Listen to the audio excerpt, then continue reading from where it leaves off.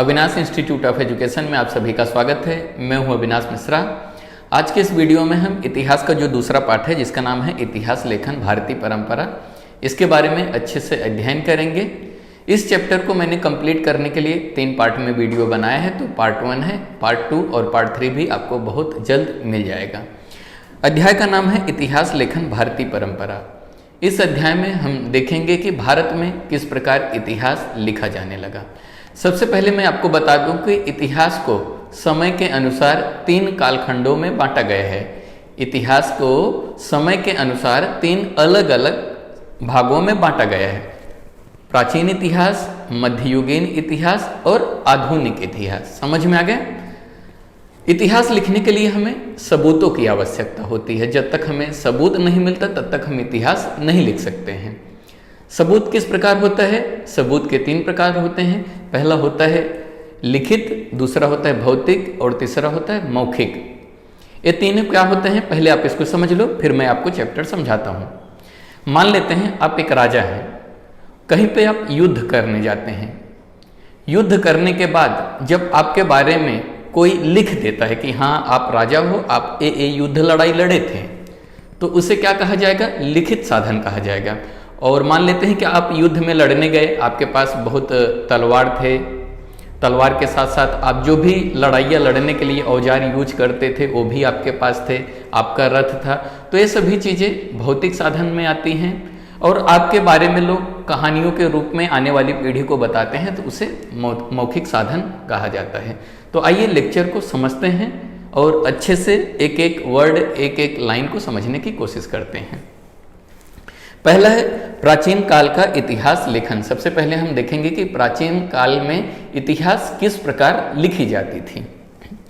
प्राचीन भारत में पूर्वजों के पराक्रम, देवी देवताओं की परंपराएं, सामाजिक परिवर्तन आदि की स्मृतियां केवल मौखिक परंपरा द्वारा संरक्षित की जाती थी। ये उस समय की बात हो रही है जब इंसान को लिखना नहीं आता था। जब इंसान को लिखना नहीं आता था तो इतिहास की बातें हमें कैसे मालूम पड़ेगी? इतिहास की बातें हमें मौखिक रूप में मालूम पड़ेगी। जब इंसान को लिखना नहीं आता था तो उस समय मौखिक साधन का उपयोग किया जाता था। यानी किसी, यहाँ पे लिखे पूर्वजों के पराक्रम, जो भी हमारे पूर्वज थे, जो महान लोग थे या जो राजा महाराजा थे, उनके बारे में हमें कैसे जानकारी मिलती है? मौखिक रूप से, यानी कि आने वाली पीढ़ी को कहानी के रूप में बताया जाता था उनके बारे में। चाहे वो देवी देवताओं की बातें हों, देवी देवताओं की बातें पहले नहीं लिखी गई थी, पहले वो मौखिक रूप में पाया जाता था। आने वाली पीढ़ी को लोग एक दूसरे को बताते थे। लिखित साधन उस समय नहीं था, मौखिक रूप में पाया जाता था। समझ में आ गया? उस समय का जो सामाजिक परिवर्तन है, आपने सुना रहेगा कि इंसान जो था पहले बंदर हुआ करता था। ये हमें कैसे मालूम पड़ा? क्योंकि सबसे पहले हमें जानकारी कैसे मिलती है? मौखिक रूप से जानकारी, यानी कि आने वाली पीढ़ी को मौखिक रूप से वो जानकारी बताई गई और उसके बाद में इसके बारे में लिखा गया। तो प्राचीन समय में जो भी चीजें थी, स्मृतियां थी या यादें थी, वो किस प्रकार थी? मौखिक रूप से पाई जाती थी। समझ में आ गए? आगे समझते हैं। हड़प्पा की संस्कृति में पाए गए प्राचीन लेखों के आधार पर दिखाई देता है कि भारत में ईसा पूर्व 3रे सहस्त्रक से अथवा उसके पूर्व से लेखन कला अस्तित्व में थी। जब हड़प्पा संस्कृति की खुदाई हुई, खुदाई करने के बाद वहाँ पे जो भी चीज़ें खुदाई करने के बाद मिली, तो वहाँ पे जो भी पत्थरें मिली, पत्थरों के ऊपर लिखी हुई चीज़ें मिली। लेकिन उसके ऊपर लिखने से हमें यह मालूम पड़ता है कि भारत के लोगों को 3रे सहस्त्रक यानी 3000 साल पहले, 1 सहस्त्रक मतलब 1000 साल, 3रे सहस्त्रक या उससे पहले भारत के लोगों को लिखना आता था। जब हड़प्पा संस्कृति की खुदाई हुई, खुदाई करने के बाद देखा गया कि वहाँ पे बहुत सारे लिखित प्रमाण पाए जाते हैं। उसके आधार पे यह साबित होता है कि भारत के लोगों को 3000 साल पहले या उससे और पहले लिखना आता था। समझ में आ गया? आगे समझते हैं। फिर भी हड़प्पा संस्कृति की लिपि को पढ़ने में अब भी सफलता नहीं मिली है। हड़प्पा संस्कृति की 3000 साल पहले खुदाई हुई, खुदाई करने के बाद वहाँ पे कुछ लिखित प्रमाण पाए जाते हैं, लेकिन वो क्या लिखा गया है उसे आज तक पढ़ा नहीं जा चुका है, क्योंकि जो लिखी गई थी वो 3000 साल पहले लिखी गई थी और आज के जो वैज्ञानिक हैं उसे पढ़ नहीं पा रहे हैं, क्योंकि उनकी जो भाषा है वो बहुत ही अलग है, आज के भाषा से बहुत ही अलग है। इसीलिए हड़प्पा की संस्कृति की खुदाई करने के बाद जो भी प्रमाण या जो भी लिखित साधन पाए जाते हैं उसे आज तक पढ़ा नहीं जा पाया है। समझ में आ गया? आगे समझते हैं। भारत में ऐतिहासिक स्वरूप का सबसे प्राचीन लिखित साहित्य उकेरे हुए लेखों के रूप में पाया जाता है। ऐतिहासिक स्वरूप क्या होता है? जो चीजें लिख दी जाती है उसे ऐतिहासिक कहा जाता है। जैसे कि आप कोई कहानी लिख दो तो उसे ऐतिहासिक कहा जाएगा। समझ में आ गया? लिखी हुई चीजों को ऐतिहासिक रूप कहा जाता है। तो प्राचीन समय में लिखने की कला कब से आई? पहले किताबों पे नहीं लिखा जाता था, तो लिखा कहाँ पे जाता था? पत्थरों से पत्थरों के ऊपर लिखा जाता था। प्राचीन काल के लोग ऐसे किताबों पे नहीं लिखते थे, उनके पास न तो कलम थी न तो किताबें थी, तो वो लोग लिखते कैसे थे? वो पत्थरों से पत्थरों के ऊपर लिखते थे, यानी उकेरे हुए। मान लेते हैं आप किसी पहाड़ के ऊपर चढ़ गए, पहाड़ के बहुत ऊंचाई पे चढ़ गए, ऊंचाई पे चढ़ने के बाद आपको लगता है कि मैं यहाँ पे अपना नाम लिख दूं, तो आप वहाँ पे पेन कलम किताब तो लेके नहीं गए थे, तो आप क्या करोगे? कोई एक पत्थर का टुकड़ा लोगे और घिस घिस के उस पत्थर पे लिख दोगे। तो इससे क्या कहते हैं? उकेरे हुए।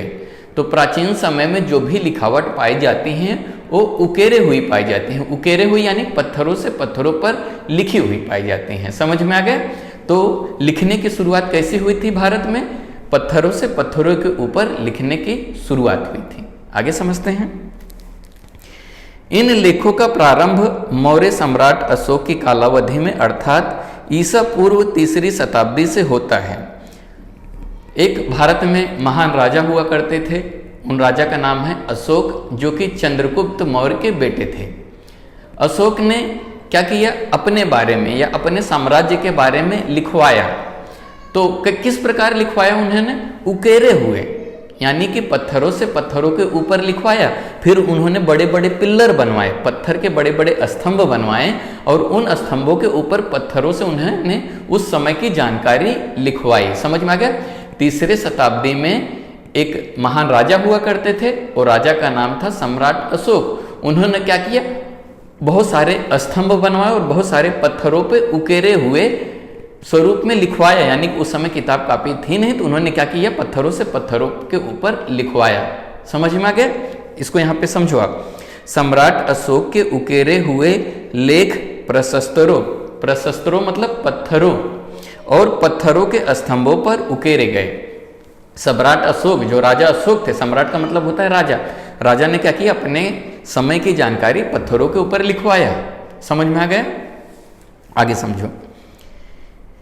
ईस्वी की 1ली शताब्दी से धातु के सिक्के, मूर्तियां और शिल्प, ताम्रपट आदि पर उकेरे गए लेख प्राप्त होते हैं। अगर हम कैलेंडर की शुरुआत हुई जिस दिन, उस दिन से लेके 100 साल तक, 100 साल को 1 शताब्दी कहा जाता है। तो ईसा पूर्व 1ली शताब्दी की बात हो रही। समझ में आ गया? 1ली शताब्दी में अगर हम देखें तो उस समय धातु के सिक्के पाए जाते थे। आपको अंडरलाइन करते चलना है, धातु के सिक्के, मूर्तियां पाई जाती थी। शिल्प कला, शिल्प कला यानी हाथों से जो चीजें बनाई जाती हैं उसे शिल्प कला कहा जाता है। ताम्रपट, तांबे और पीतल का जो बड़े बड़े पाट होते हैं उसे ताम्रपट कहा जाता है। आदि के ऊपर उकेरे गए लेख प्राप्त होते हैं। अगर वहां उस समय के सिक्के देखे जाए तो उस पर लिखी गई थी, लेकिन किस प्रकार लिखी गई थी? पेन से नहीं लिखा गया था, उकेरे गए थे, यानी डिजाइन बनाया गया था। सिक्कों के ऊपर, मूर्तियों के ऊपर, ताम्रपट के ऊपर, शिल्प के ऊपर, जो हाथ से चीजें बनाई जाती थी उसके ऊपर डिजाइन या लिख दिया जाता था। ईसा पूर्व 1ली शताब्दी की बात हो रही है। ईसवी 1ली शताब्दी, ईसा पूर्व नहीं, ईसवी। समझ में आ गया? उनके द्वारा महत्वपूर्ण ऐतिहासिक जानकारी प्राप्त होती है। हमें धातु के सिक्के से, मूर्तियों से, ताम्रपट से उस समय की जानकारी प्राप्त होती है। मैंने क्या कहा? इतिहास लिखने के लिए सबूत की जानकारी, सबूतों की आवश्यकता होती है। तो जब हमें सबूत मिलेंगे या सबूत मिलेंगे तभी हम इतिहास लिख सकते हैं। तो 1ली शताब्दी में हमें धातु के सिक्के, मूर्तियां, शिल्प, ताम्रपट, ये सारी चीजें मिलती है, तो उसके आधार पर उस समय का इतिहास लिखा गया। समझ में आ गया? आगे समझो। सभी प्रकार के इन उकेरे हुए लेखों के कारण संबंधित राजा की कालावधि, अभी जो भी अवशेष मिले या जो भी चीजें, जैसे कि उस समय जो भी लेख पाए जाते हैं, पत्थरों के ऊपर जो भी उकेरे हुई लिपि पाई जाती है, उसके आधार पे हमें उस समय की राजा की कालावधि मालूम पड़ती है कि यानी कौन सा राजा किस समय तक राज्य किया था। उनके वंशावली के बारे में जानकारी मिलती है। वंशावली मतलब एक राजा हुआ, उनका बेटा, उनका बेटा, उनका बेटा, एक ही परिवार में जब बहुत सारे लोग राजा बनते जाते हैं तो उसे वंशावली कहते हैं। समझ में आ गया? राज्य विस्तार, वो राजा का कितना दूर तक साम्राज्य फैला हुआ था। तात्कालीन गतिविधियां, उस समय कामकाज कैसे होते थे। तात्कालीन सामाजिक ढांचा, उस समय समाज कैसा था, उनका वेशभूषा कैसा था, बोलचाल की भाषा कहती थी, रहन सहन कैसा था, ये सारी जानकारी हमें मिलती है। उस समय का जलवायु के बारे में जानकारी मिलती है। अकाल से संबंधित जानकारी मिलती है। अकाल का मतलब जब खाने की कमी पड़ जाती है तो उसे अकाल कहते हैं। अकाल पड़ना मतलब कि खाने की कमी पड़ जाना, है ना। तो ये सारी जानकारी हमें मिलती है। आगे हम देखते हैं प्राचीन भारतीय साहित्य में, साहित्य यानी कि लिखित प्रमाण। लिखित प्रमाण अगर हम प्राचीन समय में कौन कौन से हमें लिखित प्रमाण मिलते हैं तो प्राचीन समय में रामायण, महाभारत, ये दो महाकाव्य हैं जो कि लिखी जा चुकी थी, प्राचीन समय में ही लिखी जा चुकी थी। क्या? रामायण और महाभारत। समझ में आ गए? पुराण भी प्राचीन समय में लिखा गया था। जैन और बौद्ध ग्रंथों तथा धर्म ग्रंथों के अतिरिक्त भारतीय ग्रंथों द्वारा लिखित ऐतिहासिक स्वरूप का साहित्य, उस समय पुराण, जैन और बौद्ध ग्रंथों की, यानी जो जैन धर्म के लोग थे उन्होंने बहुत सारी किताबें लिखी। बौद्ध के धर्म के जो भगवान बुद्ध को मानते थे उन्होंने बुद्ध के ऊपर बहुत सारी किताबें लिखी गई। और उस समय जो भी इतिहासकार थे वो लोगों ने भी क्या किया, बहुत सारी किताबें लिखी। जब लोगों को लिखना आ गया तब। समझ में आ गया? विदेशी यात्रियों द्वारा लिखित यात्रा वर्णन इतिहास लेखन के महत्वपूर्ण साधन माने जाते हैं। जो भी प्राचीन समय में विदेश से भारत में घूमने आए तो उन्होंने भी भारत के बारे में लिखा। इस समय या इस लेखों के आधार पर हम प्राचीन समय के बारे में जानकारी प्राप्त कर सकते हैं, क्योंकि प्राचीन समय में हमें कुछ तो लिखित साधन मिलते हैं, कुछ तो मौखिक साधन मिलते हैं और कुछ तो भौतिक साधन मिलते हैं। उसके आधार पर आज का इतिहास लिखा जाता है। समझ में आ गया? आगे समझो। भारतीय इतिहास लेखन की यात्रा में प्राचीन कालखंड के राजाओं के चरित्र तथा राजवंशों का इतिहास बताने वाला लेखन महत्वपूर्ण चरण है। जब प्राचीन समय में जब भी इतिहास लिखा जाता था उस समय में राजाओं के बारे में या राजाओं के बारे में लिखा जाता था। चरित्र मतलब जब किसी व्यक्ति के बारे में लिखा जाता है तो उसे चरित्र कहा जाता है। तो उस समय जो भी इतिहास लिखी जाती थी या तो वो राजा के बारे में लिखी जाती थी या तो राजा के वंशावली के बारे में, यानी कि उनके बाद उनका बेटा राजा बना, उनके मतलब जो पीढ़ी आगे चली आई उसे वंशावली कहा गया। समझ में आ गया? तो उस समय किस प्रकार लिखी जाती थी? किसी राजा के बारे में लिखी जाती थी, यानी चरित्र लिखी। जब किसी व्यक्ति के बारे में लिखा जाता है तो उसे कहते हैं चरित्र, बायोग्राफी। समझ में आ गया? ईस्वी की 7वीं शताब्दी में, अब हो रही बात 7वीं शताब्दी में, बाणभट्ट एक कवि हुए, उनके द्वारा एक किताब लिखा गया। बाणभट्ट अंडरलाइन करो, बाणभट्ट कवि को अंडरलाइन करो और हर्ष चरित्र को भी अंडरलाइन करो। हर्ष चरित्र और बाणभट्ट को आपको अंडरलाइन करना है।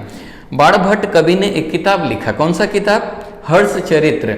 उन्होंने उस समय 7वीं शताब्दी में एक राजा थे, राजा का नाम था हर्ष। हर्ष राजा के बारे में उन्होंने एक किताब लिखा, किताब का नाम रखा हर्ष चरित्र। जब किसी व्यक्ति के बारे में लिखी जाती है तो उसे चरित्र कहा जाता है। जैसे भगवान राम के बारे में एक किताब लिखी गई रामायण, तो उसे रामचरितमानस भी कहा जाता है क्योंकि वो भगवान राम के बारे में लिखी गई है। ठीक उसी प्रकार बाणभट्ट कवि ने एक किताब लिखी, उस किताब का नाम रखा हर्ष चरित्र। समझ में आ गया? जो कि संस्कृत में था। हर्ष चरित्र जो किताब था संस्कृत भाषा में लिखा था बाणभट्ट साहब ने। क्लियर हुआ? आगे समझो। उसमें तात्कालीन सामाजिक, उस किताब से हमें उस समय की सामाजिक, आर्थिक मतलब पैसा किस प्रकार चलता था, उस समय राजनीति किस प्रकार की जाती थी, उस समय कौन कौन से धर्म थे, किस प्रकार की संस्कृति थी, वह यह जीवन के बारे में हमें उस समय के जीवन के बारे में जानकारी मिलती है। तो ये था प्राचीन समय का इतिहास लेखन। समझ में आ गए? अब हम आगे देखते हैं मध्य युगीन इतिहास लेखन। मध्य युगीन में किस प्रकार इतिहास लिखा जाने लगा, इसको हम समझते हैं। ईस्वी सन की 12वीं शताब्दी में कल्हड़ द्वारा लिखित राजतरंगड़ी कश्मीर के इतिहास पर आधारित ग्रंथ है। अभी बात हो रही 12वीं शताब्दी में कल्हड़ साहब ने एक किताब लिखा, कल्हड़ साहब को आपको अंडरलाइन करना है। कल्हड़ साहब ने एक किताब लिखा, उस किताब का नाम है राज तरंगिणी। 12वीं शताब्दी में कल्हड़ साहब ने एक किताब लिखा, उस किताब का नाम है राज तरंगिणी। राज तरंगिणी किताब किसके बारे में जानकारी मिलती है? कश्मीर के आधारित, यानी उस किताब में कश्मीर की जानकारी मिलती है, या कश्मीर के ऊपर या कश्मीर की जानकारी लिखी गई है। समझ में आ गया? कौन सी किताब में? राज तरंगिणी में। लिखा किसने है? कल्हड़ ने लिखा है। कब लिखा था? 12वीं शताब्दी में लिखा था। क्लियर हुआ? आगे समझो। इतिहास का लेखन किस प्रकार वैज्ञानिक पद्धति से किया जा सकता है, इस आधुनिक अवधारणा से यह ग्रंथ मेल रखता है। उन्होंने जो भी किताब लिखा 12वीं शताब्दी में कल्हड़ साहब ने, उन्होंने बहुत ही छानबीन करने के बाद इस किताब लिखा, यानी वैज्ञानिक पद्धति द्वारा इस किताब को लिखा है। राज तरंगिणी जो लिखा उन्होंने, इस किताब को वैज्ञानिक पद्धति से लिखा, यानी कि उसकी सबूतों के कस के छानबीन करने के बाद ही उन्होंने इस किताब की रचना की है। समझ में आ गया?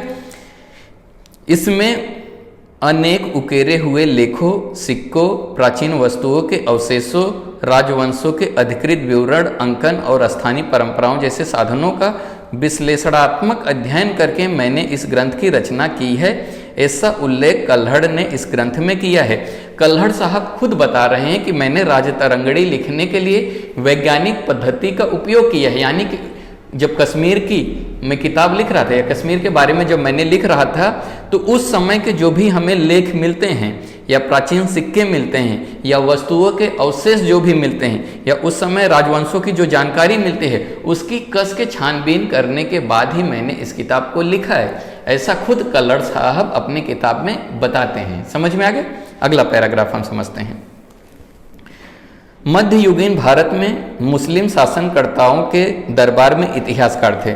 मध्ययुगीन भारत की बात करें तो उस समय मुस्लिम शासन भारत में आ चुके थे, और उनके दरबार में बहुत सारे इतिहासकार देखने को मिलते थे।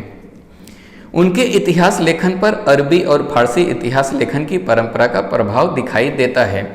जो भी मुस्लिम दरबार में जो भी इतिहासकार थे, वो जो भी लिखते थे, उनके ऊपर किसका प्रभाव दिखाई देता है? अरबी और फारसी इतिहास लेखन का प्रभाव दिखाई देता है। अरब और फारसी जो भाषा होती है, जो इतिहास लेखन होता है, उसका प्रभाव मुस्लिम शासनकर्ताओं के दरबार में जो इतिहासकार थे, वो उस प्रकार का इतिहास लिखते थे जिस प्रकार अरब और फारसी लोग इतिहास लिखते थे। समझ में आ गए?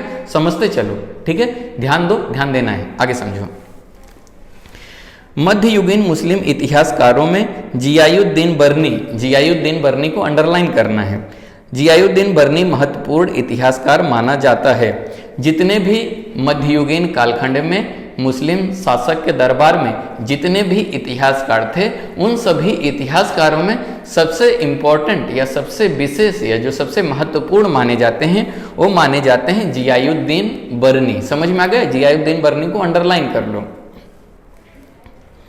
उनके द्वारा लिखित तारीख-ए-फिरोज शाही में उसने इतिहास लेखन का उद्देश्य स्पष्ट किया है। तो जियायुद्दीन बर्नी को अंडरलाइन करो। जियायुद्दीन बर्नी ने कौन सा किताब लिखा? तारीख-ए-फिरोज शाही। तारीख-ए-फिरोज शाही में उन्होंने बताया कि हमें इतिहास किस प्रकार लिखनी चाहिए। समझ में आ गया? उनके मतानुसार इतिहास का कर्तव्य केवल शासकों के पराक्रम तथा और उनकी कल्याणकारी नीतियों का वर्णन करके पूर्ण नहीं होता है। कितनी अच्छी बात कहते हैं। यहाँ पे जियायुद्दीन बर्नी कहते हैं, अगर हम इतिहास लिखते हैं तो इतिहास में सिर्फ राजाओं के बारे में लिखते हैं तो ठीक है, लेकिन राजाओं की अच्छी अच्छी बातें नहीं लिखनी चाहिए। अच्छी अच्छी बातों के साथ उनके जो बुराइयां रही हैं उनके भी बारे में हमें लिखना चाहिए। यहाँ पे बता रहे हैं, उनके मतानुसार केवल शासकों के पराक्रम, यानी कि जो भी राजा उनके पराक्रम और उनकी कल्याणकारी नीतियों के बारे में मत लिखो, उनके जो अपितु उनके दोषों और त्रुटिपूर्ण नीतियों का विश्लेषण भी इतिहासकार को करना चाहिए।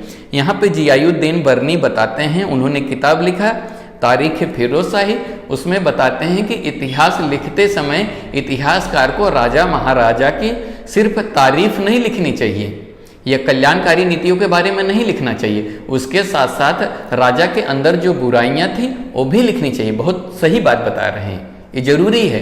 राजा महाराजा के दरबार में अगर आप रहते हो तो तारीफ ही लिखोगे, तारीफ नहीं लिखोगे गर्दन काट दिया जाएगा, है ना, क्योंकि वो राजा है, तारीफ ही सुनेगा।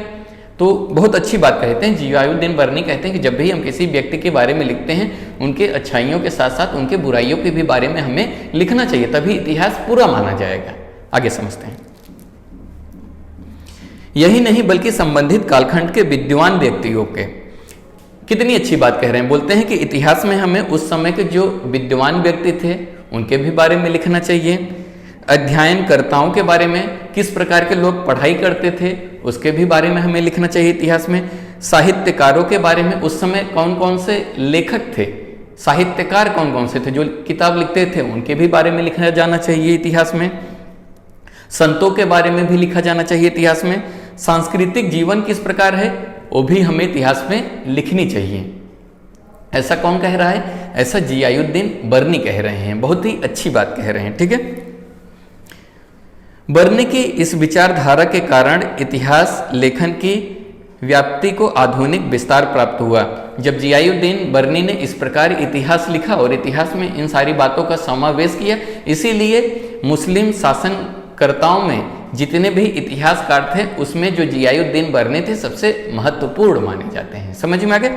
अब हम अगला पैराग्राफ देखते हैं। मुगल शासकों के दरबार में इतिहासकारों के लेखन में शासकों की स्तुति करने और उनके प्रति निष्ठा व्यक्त करने को विशेष महत्व प्राप्त हुआ। मुगल शासकों के दरबार में जितने भी इतिहासकार थे वो क्या करते थे? शासकों की स्तुति करते थे, यानी अपने राजाओं की गुणगान गाते थे। स्तुति करना मतलब गुणगान गाना। जो भी मुगल शासक थे, मुगल शासक यानी जो भी मुस्लिम शासक थे, उनके दरबार में जो भी इतिहासकार रहता था वो अपने राजा के बारे में गुणगान गाता था, तारीफ लिखता था और उसके साथ स्तुति करता था, अच्छी अच्छी बातें लिखता था, उनके प्रति निष्ठा व्यक्त करता था, यानी उनका आदर सम्मान करके इतिहास में लिखता था। खाली सिर्फ तारीफ ही लिखते थे अपने राजा के बारे में। तारीफ क्यों नहीं लिखेंगे? क्योंकि जैसे तारीफ लिखेंगे राजा खुश हो जाएगा, सोना चांदी पहना रहेगा दे देगा, ले जाओ और लिखो हमारे बारे में। तो उस समय मुगल शासकों के दरबार में जो भी इतिहासकार थे वो अपने शासकों की स्तुति करने और उनके प्रति निष्ठा व्यक्त करने का विशेष महत्व प्राप्त हुआ था। समझ में आ गया? आगे समझो। इसके अतिरिक्त उनके द्वारा किए जाने वाले वर्णनों में सटीक काव्य छंद, कविताओं के माध्यम से अपने राजा के बारे में जो भी मुस्लिम इतिहासकार के शासन थे उनमें जो इतिहासकार थे वो क्या करते थे? अपने राजाओं के बारे में काव्य छंद लिखते थे, यानी अच्छी अच्छी सुंदर सुंदर कविताएं लिखते थे। समझ में आ गया? सुंदर चित्रों का अंतर्भाव करने की प्रथा प्रारंभ हुई। वो लोग क्या करते थे? सुंदर सुंदर राजा का ऐसे कोने में चित्र बना देते थे, इधर बहुत अच्छी अच्छी कविताएं लिखते थे, स्तुति करते थे, गुणगान गाते थे, राजा भी खुश होता था। क्या बात है, हमारे बारे में तारीफ लिख गई। अरे भाई, तारीफ नहीं लिखेगा तो मारा जाएगा, है ना। अगर तारीफ करेगा सोना चांदी हीरे मोती पैसे मिलेंगे। इसलिए उस समय के जो इतिहासकार थे अपने राजाओं की स्तुति करने में बिजी थे। समझ में आ गया? आइए आगे समझते हैं। मुगल साम्राज्य का संस्थापक बाबर का आत्मचरित तुजुक-ए-बाबरी में उसे जो युद्ध लड़ने पड़े उसका वर्णन मिलता है। मुगल साम्राज्य का जो संस्थापक थे, मुगल साम्राज्य के जो संस्थापक थे वो थे बाबर। बाबर जितने भी लड़ाइयाँ लड़ती थी उसे एक किताब में लिख लेता था। बाबर जब भी लड़ने जाता था तो वो सारी की सारी चीज़ें क्या करता था? एक किताब में लिख लेता था। उस किताब का क्या नाम है? तुजुक-ए-बाबरी। तुजुक-ए-बाबरी किसने लिखा है? बाबर ने लिखा है। तुजुक-ए-बाबरी किसने लिखा है? बाबर ने लिखा है। बाबर क्या करता था? जहाँ पे भी लड़ने जाता था या जहाँ पे भी घूमने जाता था वो सारी की सारी लिख लेता था, अब एक किताब में लिखता जाता था। तो मुगल साम्राज्य का जो संस्थापक है बाबर, उसने क्या किया? आत्मचरित लिखा, यानी अपने बारे में एक किताब लिखा और उस किताब का नाम है तुजुक-ए-बाबरी। अंडरलाइन कर लेना, तुजुक-ए-बाबरी जो है बाबर ने लिखा, जो कि मुगल साम्राज्य के संस्थापक रहे हैं। उसने क्या किया? जो भी युद्ध लड़ा उसका उस युद्ध के बारे में अपनी किताब में लिख डाला। अभी जो किताब लिखा रहेगा वो अच्छी अच्छी बातें तो लिखी रहेगी सिर्फ अपने बारे में। अगर आप राजा हो, लड़ने जाओगे, आप मार खाओगे तो थोड़ी लिखोगे कि मुझे सामने वाले ने 2 घूसा 4 घूसा तलवार से मारा। आप लिखोगे कि मैंने उसको बहुत मारा, है ना। तो जो भी लिखा इन्होंने लिखा। अब क्या लिखा तो बाद में सच्चाई मालूम की गई रही होगी, वो तो शोध करना पड़ेगा, है ना। आगे समझते हैं। साथ ही उसने जिन प्रदेशों की यात्राएं की उन प्रदेशों और शहरों का वर्णन बाबर जहां जहां घूमने जाता था, जिस प्रदेश में जिस शहर में जाता था उसके बारे में वो लिखता जाता था। ये बहुत अच्छी बात थी बाबर की, जहाँ पे भी घूमने जाता था वो लिखते जाता था। उसको जैसे मालूम था कि आने वाले समय में इतिहास लिखा जाएगा और लोग मेरे बारे में पढ़ेंगे और मैं फेमस हो जाऊंगा, मशहूर हो जाऊंगा। इसलिए बाबर क्या करता था, सारी चीज़ें लिखता जाता था। समझ में आ गया? उसने और क्या लिखा, वहाँ की स्थानीय अर्थव्यवस्था, जहाँ घूमने जाता था वहाँ की अर्थव्यवस्था के बारे में, यानी पैसा किस प्रकार चलता है, वहाँ कौन कौन सी प्रथाएं हैं, कौन कौन से पेड़ पौधे वनस्पतियाँ पाई जाती हैं, सूक्ष्म निरीक्षण, बहुत सारी चीज़ों का उसने अपनी किताबों में समावेश किया। यानी कि जहाँ पे बाबर घूमने जाता था सभी चीज़ें अपनी उस किताब में लिख देता था। समझा? ठीक है, आगे समझते हैं। इतिहास लेखन की विश्लेषणात्मक पद्धति की दृष्टि से अबुल फजल द्वारा लिखित अकबरनामा ग्रंथ का विशेष महत्व है। अभी यहाँ पे देखो, विश्लेषणात्मक पद्धति, विश्लेषणात्मक पद्धति का मतलब होता है जब आप इतिहास लिखते हो, इतिहास का छानबीन करके, सच्चाई का पड़ताल करके जब आप इतिहास लिखते हो तो उसे कहते हैं विश्लेषणात्मक पद्धति। ठीक है, तो विश्लेषणात्मक पद्धति की बात करें तो अबुल फजल ने एक किताब लिखा, अबुल फजल को अंडरलाइन करो। अबुल फजल ने किताब लिखा, उस किताब का नाम है अकबरनामा। समझ में आ गया? अबुल फजल ने एक किताब लिखा, किताब का नाम क्या है? अकबरनामा। ग्रंथ का विशेष महत्व है, अधिकृत रूप से जिस जानकारी का लेख किया गया था उसके आधार पर ऐतिहासिक दस्तावेजों और कागजातों का सावधानी पूर्वक किया गया संकलन और उसकी जानकारी की विश्वसनीयता की कसकर और कड़ाई से की गई छानबीन अबुल फजल द्वारा अवलंबित अनुसंधान पद्धति थी। अबुल फजल ने क्या किया, एक किताब लिखा अकबरनामा। उसने क्या किया, ऐतिहासिक दस्तावेजों और कागजातों को बहुत ही अच्छे तरीके से छानबीन करके, सावधानी पूर्वक छानबीन करने के बाद, सच्चाई की पड़ताल करने के बाद जो सच्चाई होती है वही चीज उसने क्या किया, उस किताब में लिखा। कौन सा किताब लिखा? अकबरनामा। ठीक है, उसने क्या किया, विश्वसनीयता की कसकर और कड़ाई से छानबीन किया अबुल फजल ने। समझ में आ गया? माना जाता है कि यह अनुसंधान पद्धति पूर्वाग्रह रहित और यथार्थवादी थी। अबुल फजल ने जो किताबें लिखी वो बहुत ही सही तरीके से लिखी, पूर्वाग्रह रहित रही, यानी किसी भी प्रकार का दोष नहीं पाया जाता है। वो निष्पक्ष होकर लिखा, निष्पक्ष यानी किसी के पक्ष में नहीं था, जो भी लिखा सिर्फ सच्चाई को लिखा। अबुल फजल ने अकबरनामा में जो भी लिखा, जो भी दस्तावेज थे उसका छानबीन पड़ताल करने के बाद ही उस किताब में उन्होंने लिखा। समझ में आ गए? आगे समझते हैं। ऐतिहासिक साहित्य में बखर, खबर को बखर कहते हैं, खबर को बखर कहते हैं। न्यूज को क्या कहा जाता था उस समय? बखर या खबर। ऐतिहासिक साहित्य में बखर एक महत्वपूर्ण प्रकार है। अगर हम बात करें ऐतिहासिक साहित्य में, यानी लिखे हुए प्रमाण में एक प्रमाण हमें बखर भी मिलता है। हमें बखर में वीरों के शौर्य गानों का बखान मिलता है। उस समय, प्राचीन समय में या मध्ययुगीन समय में जो भी बखर छपती थी, बखर यानी कि न्यूज, खबर जो भी छपती थी, उस खबरों में हमें वीरों के, जो भी बड़े बड़े महापुरुष वीर हुआ करते थे, उनके शौर्य गानों के बारे में, यानी उनके बारे में जानकारी मिलती है। किसमें? जैसे कि आजकल न्यूज़पेपर आता है, न्यूज़पेपर में आज आप नरेंद्र मोदी जी के बारे में पढ़ते हो, वैसे ही उस समय जो भी महान राजा हुआ करते थे उनके बारे में एक लेख छपती थी, जिसे हम लोग क्या कहते थे? बखर। समझ में आ गया? ऐतिहासिक गतिविधियां, उस समय की दिन भर की क्या हालचाल है या समाज में क्या हो रहा है, वो सारी बातें बखर में छपती थी। युद्धों के बारे में, महापुरुषों के चरित्र के विषय में किया गया लेखन पढ़ने को मिलता है। तो बखर अगर हम उठा के देखेंगे, जैसे आजकल का न्यूज़पेपर है वैसे उस समय बखर छपती थी। क्लियर हुआ? आगे समझो। मराठी भाषा में विभिन्न प्रकार की बखरें उपलब्ध हैं। अगर हम मराठी में बात करें तो बहुत सारे बखर मिलती है। बखर कहाँ पे लिखी जाती थी? महाराष्ट्र में लिखी जाती थी। तो बहुत सारे बखर हमको देखने को मिलेंगे। बखर, खबर को ही मराठी में बखर कहा जाता है। समझ में आ गया? आगे समझो। उसमें सभासद की बखर, अंडरलाइन करो, सभासद की बखर को महत्वपूर्ण बखर माना जाता है। जितने भी खबर छपती थी या बखर छपती थी उसमें जो सबसे महत्वपूर्ण खबर है वो है सभासद की बखर। समझ में आ गए? आगे समझो। छत्रपति राजा राम महाराज के कार्यकाल में कृष्णा जी अनंत सभासद ने यह बखर लिखा। जिस समय छत्रपति राजा राम महाराज थे उस समय कृष्णा जी अनंत ने क्या किया, एक बखर लिखा। उस बखर का क्या नाम है, सभासद की बखर। सभासद बखर को अंडरलाइन करो। लिखा किसने, कृष्णा जी अनंत ने। कृष्णा जी ने अनंत ने क्या लिखा, सभासद की बखर। उसमें किस समय की जानकारी मिलती है, उसमें मिलती है छत्रपति राजा राम महाराज के बारे में जानकारी मिलती है। समझ में आ गए। यह बखर लिखी गई थी उस समय, किसने लिखा था, कृष्णा जी अनंत या कृष्णा जी अनंत। समझ में आ गया। इस बखर द्वारा छत्रपति शिवाजी महाराज के शासन की जानकारी प्राप्त होती है। अगर आप सभासद की बखर पढ़ोगे तो हमें किस कालखंड या किस समय की जानकारी मिलेगी, छत्रपति शिवाजी महाराज के बारे में या उस कालखंड के बारे में जानकारी आपको मिल जाएगी सभासद बखर पढ़ने के बाद। क्लियर हुआ, आगे समझो। भाऊ साहिबांची बखर, इसको हिंदी में कहेंगे भाऊ साहेब की बखर। एक न्यूज़पेपर समझ लो, उस समय का एक न्यूज़पेपर है, उसका नाम क्या है, भाऊ साहिबांची बखर।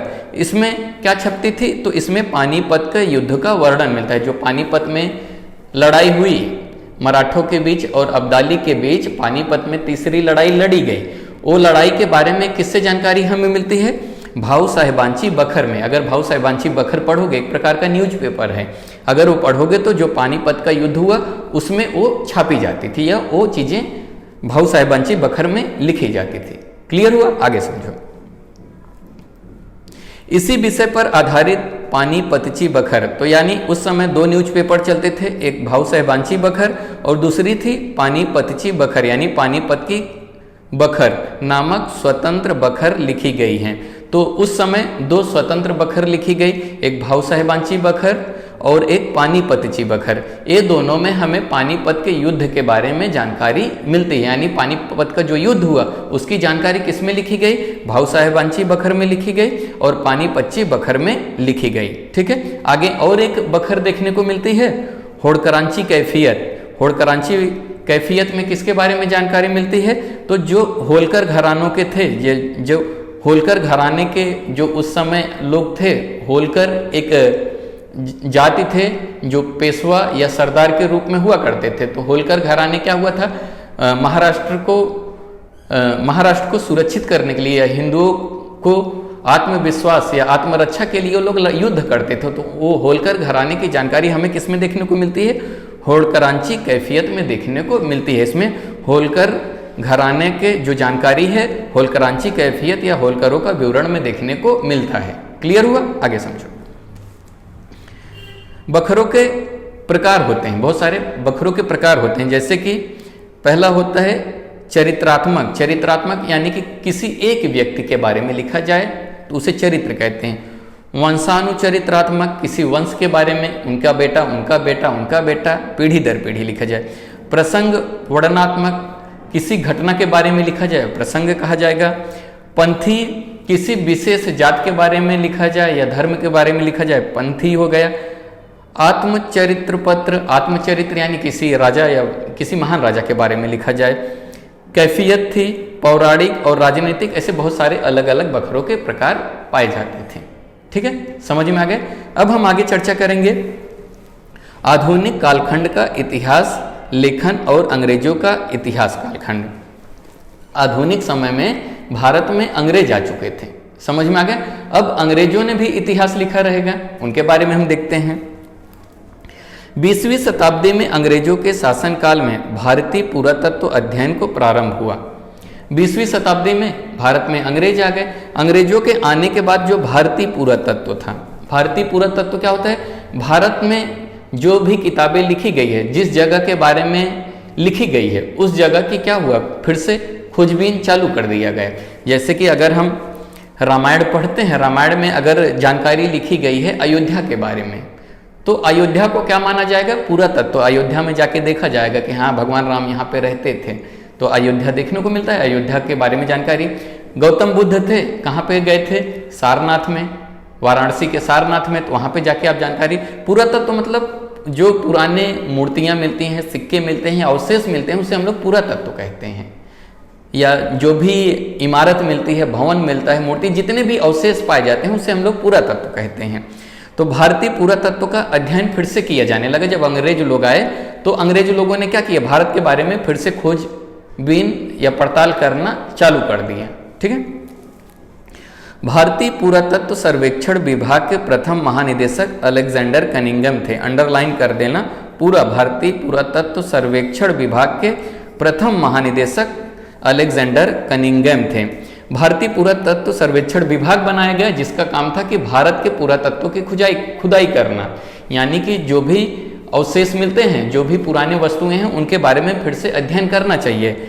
उसके जो पुरातत्व के महानिदेशक या जो जिनके कार्यकाल में वो काम किया जाएगा, या समझ सकते हो जैसे स्कूल में मॉनिटर बनाया जाता है, वैसे इस प्रकार इनको वहाँ का अलेक्जेंडर कनिंघम को एक मॉनिटर बना दिया गया। भैया आपके कार्यकाल में खुदाई की जाएगी, आप उस पर नजर रखो। अलेक्जेंडर कनिंघम को समझ में आ गया। अंग्रेजी लोग आ गए, अंग्रेजी नाम सुनने को मिलेगा अब आपको। उनके निरीक्षण में अनेक प्राचीन स्थानों का उत्खनन किया गया। जब भारत में अंग्रेज आए, अंग्रेज ने क्या किया, भारत के ग्रंथों को पढ़ा, जो भी ग्रंथों में जिस जगह के बारे में लिखा गया था उसकी खुदाई करना चालू कर दिया। समझ में आ गया। आगे पढ़ते हैं। इसके लिए उन्होंने प्रमुखतः बौद्ध ग्रंथों में उल्लिखित स्थानों पर ध्यान केंद्रित किया। अभी जब अंग्रेज लोग आए, अंग्रेजों ने क्या किया, गौतम बुद्ध की जो भी किताबें थी, बौद्ध ग्रंथ, उसको पढ़ा। उसमें जिस जगह के बारे में वर्णन किया गया था उस जगह के बारे में उन लोगों ने खुदाई करना चालू कर दिया। उनको लगा कि अगर हम भाई खुदाई करेंगे तो हो सकता है जमीन के नीचे से जो पुराने अवशेष हैं वो हो सकता है मिल जाएं। समझ में आ गया। तो खुदाई करना चालू कर दिया। आगे चलकर जॉन मार्शल के कार्यकाल में हड़प्पा संस्कृति की खोज हुई। फिर आगे चलकर जॉन मार्शल की निगरानी में हड़प्पा संस्कृति की खोज हुई। भारत की जो सबसे पुरानी संस्कृति है हड़प्पा संस्कृति। हड़प्पा क्या है, एक जगह का नाम है। हड़प्पा क्या है, एक जगह का नाम है जो इस समय पंजाब और पाकिस्तान, सिंध में पाई जाती है। इस समय समझ लो कि पाकिस्तान में है। समझ में आ गया। हड़प्पा संस्कृति की खुदाई करने जाने लगी। खुदाई हुई किसके कार्यकाल में, जॉन मार्शल के कार्यकाल में। समझ में आ गया। या जॉन मार्शल की निगरानी में हड़प्पा संस्कृति की खुदाई की गई या खोज की गई। यह सिद्ध हुआ कि भारतीय संस्कृति का इतिहास ईसा पूर्व 3 सहस्त्र तक अथवा उससे पूर्व तक पहुंचा जा सकता है। जब हड़प्पा संस्कृति की खुदाई हुई तो इससे यह मालूम पड़ा कि भारत की जो संस्कृति है बहुत ही पुरानी है। भारत की संस्कृति जो है बहुत ही पुरानी है, 3000 साल पुराना या उससे और पुराना है। भारत में सबसे पहले लोग थे। बहुत खुशी की बात है या गर्व की बात है, भारत के लोग बहुत ही प्राचीन हैं, यानी कि भारत में बहुत समय से लोग रहते हैं। जब हड़प्पा संस्कृति की खुदाई हुई तो उससे यह मालूम पड़ता है कि भारत की जो संस्कृति है, भारत की जो सभ्यता है बहुत ही पुरानी है, 3000 साल या उससे और पहले पुरानी हो सकती है। समझ में आ गया। इससे यह हमें मालूम पड़ा। आगे चलते हैं। भारत में आए हुए अनेक अंग्रेज अधिकारियों ने भारतीय इतिहास के संबंध में लेखन किया। अब भारत में अंग्रेज आ गए, तो जब अंग्रेज आ गए तो भारत के बारे में अंग्रेजों ने क्या किया, इतिहास लिखना शुरू कर दिया। ठीक है। उनके द्वारा किए गए लेख पर अंग्रेजों की उपनिवेशवादी नीतियों का प्रभाव दिखाई देता है। उपनिवेशवादी नीति क्या होता है, अंग्रेज कहाँ से आए थे, ब्रिटिश से आए थे। ब्रिटिश के लोग भारत में आएंगे तो भारत की अच्छाई थोड़ी लिखेंगे, भारत की वो लोगों ने बुराई लिखा और अपने बारे में अच्छाई लिखा। इसे कहते हैं उपनिवेशवादी नीतियों का प्रभाव। अंग्रेज लोग भारत में आए, भारत की जगह की खुदाई कराई और भारत की संस्कृति को का थोड़ा बहुत गलत सलत लिख डाला और अपने बारे में अच्छा अच्छा लिख डाला अंग्रेजों ने। ठीक है, समझा। आगे समझो। जेम्स मिल द्वारा लिखित the history of British India ग्रंथ के 3 खंड 1817 ईस्वी में प्रकाशित हुए। जेम्स मिल को अंडरलाइन करो। जेम्स मिल ने एक किताब लिखा, उस किताब का नाम है the history of British India. उन्होंने बताया कि ब्रिटिश इंडिया यानी कि अंग्रेजों के समय का भारत, उन्होंने किताब लिखा। किसने लिखा, जेम्स मिल ने। किताब का नाम क्या है, the history of British India. British India यानी अंग्रेजों के समय का भारत। जब अंग्रेज भारत में थे तो उस समय भारत किस प्रकार था। समझ में आ गया। किताब का नाम क्या है, the history of British India. लिखा किसने, जेम्स मिल ने, जिसको उन्होंने 3 अलग अलग भागों में प्रकाशित किया। कब किया, 1817 ईस्वी में। अंग्रेज इतिहासकार द्वारा भारतीय इतिहास पर लिखा गया यह प्रथम ग्रंथ है। तो अंग्रेज भारत में और अंग्रेजों ने पहला किताब लिखा भारतीय इतिहास के ऊपर। ये भारत अंग्रेजों द्वारा भारत के ऊपर लिखा गया पहला किताब है। कौन सा किताब? The history of British India. किसने लिखा? जेम्स मिल ने लिखा। अंग्रेजों ने पहला किताब लिखा भारत के ऊपर। किसने लिखा? जेम्स मिल ने। कब लिखा? 1817 ईस्वी में। अंडरलाइन कर लेना, ठीक है। आगे चलते हैं। उसके लेखन में वस्तुनिष्ठ दृष्टिकोण का अभाव और भारतीय संस्कृति के विविध पहलुओं के प्रति पूर्वाग्रह दूषित दृष्टिकोण दिखाई देता है। इसमें वस्तुनिष्ठ यानी वस्तुनिष्ठ मतलब सच्चाई, दृष्टिकोण का अभाव दिखाई देता है, यानी अभाव मतलब कमी दिखाई देता है। जेम्स मिल ने जो भी भारत के बारे में इतिहास लिखा या जो भी किताब लिखा तो सच्चाई नहीं लिखा, अपने बारे में अच्छा लिखा और भारत को कहीं ना कहीं कुछ चीज़ों को गलत बताया उसने। समझ में आ गया? यहाँ पे क्या बताया? पूर्वाग्रह दूषित दृष्टिकोण। उसने दिखाया कि भारत में बहुत सारी चीज़ों को गलत उसने बताया कि ये गलत है, ये गलत है, ये गलत है, ठीक है। आगे समझो।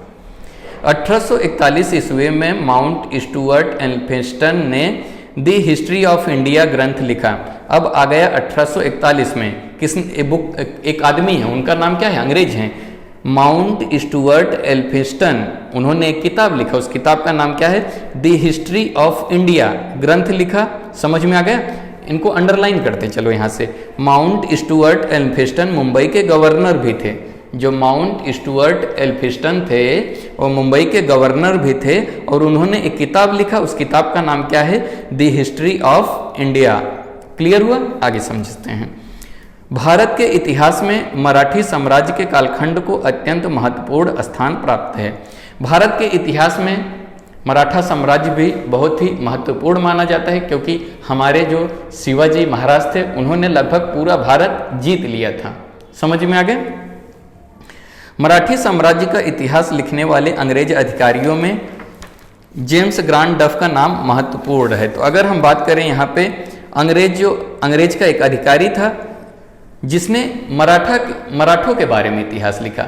अंग्रेजी अधिकारी में अंग्रेज था, अंग्रेज का इतिहासकार था, वो मराठा साम्राज्य के बारे में इतिहास लिखा।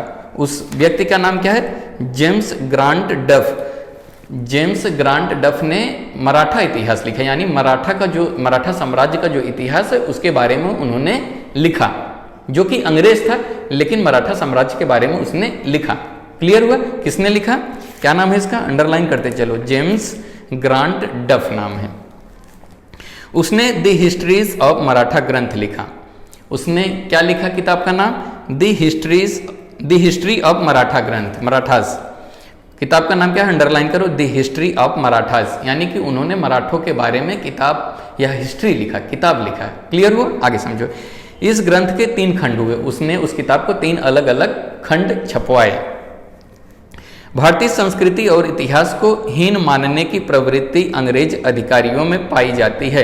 अंग्रेजों ने भारतीय संस्कृति को हीन माना, यानी कि गलत बताया और अपनी संस्कृति को अच्छा बताया। अंग्रेजों ने भारत की संस्कृति को हीन बताया, यानी कि गलत बताया, छोटा बताया बहुत ही। समझ में आ गया?